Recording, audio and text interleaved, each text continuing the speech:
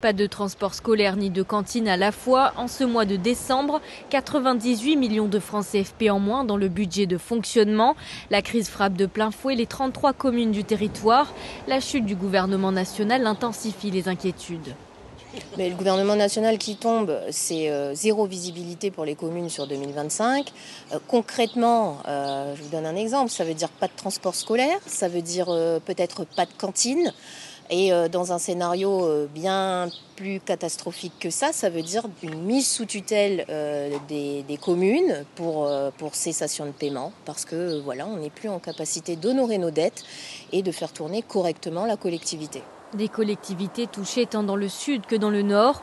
La commune de Touault voit ses plus de 2300 habitants augmenter depuis le début de la crise. Une tendance observée qui aura des conséquences sur les besoins de trésorerie pour l'année à venir.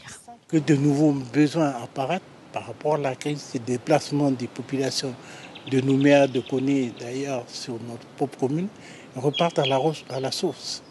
Donc c'est encore des besoins complémentaires et des besoins supplémentaires aux besoins qu'on a déjà. Alors comment on peut prendre en charge tout ça, c'est tous les questionnements. Le budget de fin de gestion pour 2024 a été adopté au Parlement. Les aides actées pour la fin d'année devraient donc être maintenues, mais l'absence de visibilité pour 2025 amplifie les craintes. Il y a un travail parlementaire qui a été effectué, il y a un travail pédagogique des deux associations de maires aussi qui se sont rendues à Paris.